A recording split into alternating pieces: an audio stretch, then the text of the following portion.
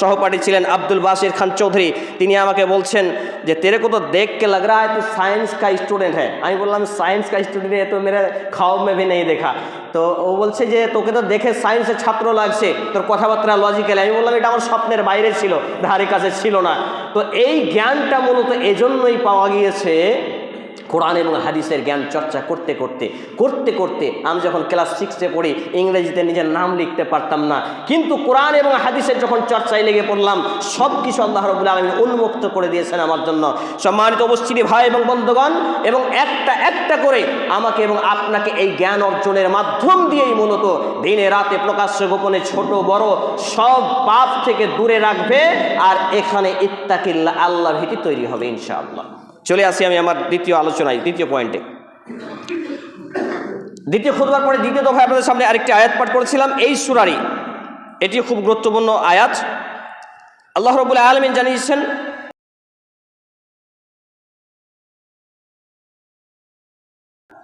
ওয়া তু'মিনুনা বিল্লাহ, তোমরাই হলে সর্বোত্তম জাতি বা উম্মত, আর তোমাদেরকে মানব কল্যাণের জন্য আনা হয়েছে, পাঠানো হয়েছে।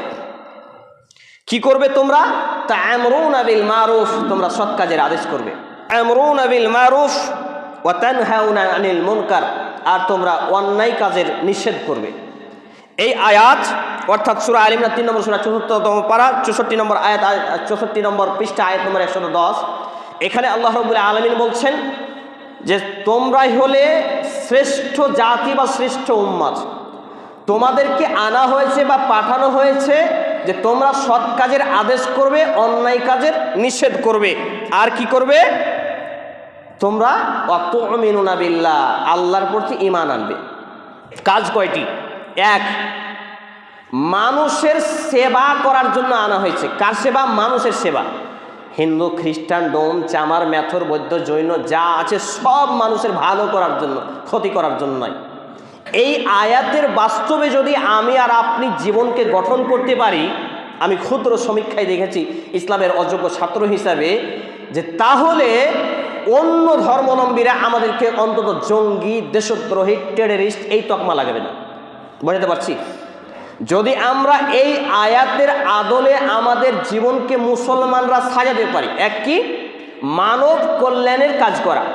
আমরা মানব কল্যাণের কাজ করি নাকি? আপনার বাড়ির পাশে একটা হিন্দু, একটা খ্রিস্টান, একটা কেউ চিকিৎসার জন্য টাকা পাচ্ছে না, তাকে সাহায্য করা। বাড়িতে ঠিকমতো বাস করতে পারছে না, তাকে ঘর করে দেওয়া, তার খাবারে অন্ন জোগাড় করে দেওয়া, এইভাবে মানুষের সেবা করা।